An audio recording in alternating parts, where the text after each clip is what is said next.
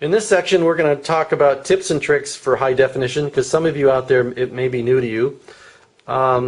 First, a little word of warning that high definition is a computer killer. It is very, very intense, and you need to have a fast computer.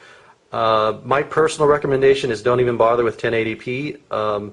You'll get maybe 1 frame per second even on a good computer. I have a computer with 4 processors and a top-of-the-line video and a big monitor, and it barely can eke out 1080. The advantage of shooting in 1080 is the fact that you can shoot at a narrow angle, 127 degrees, which may be beneficial for what you're doing. And if you want to do that, I would suggest shooting in 1080 and then converting down to 720, and then you can edit in 720.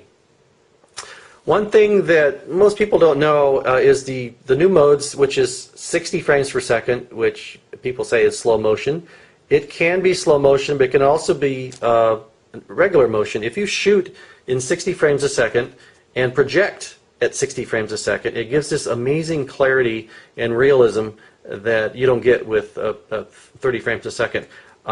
You probably wouldn't be able to do that in high definition. Maybe bring it down to 640 by 480 or some smaller format, and then you can project at 60 frames a second. Check your projector, make sure that'll support it, and don't bother uploading to YouTube or places like that, because I don't think they support 60 frames a second. And just because your computer can display it doesn't mean somebody else is going to. But just a little tip and trick in the world of high definition, that actually that can be done in standard resolution too. And while we're talking about that, one thing that the company seems to be underplaying, and I really am excited about, is this first format. This technically is 2 cameras in one. First format is standard definition, which is wide.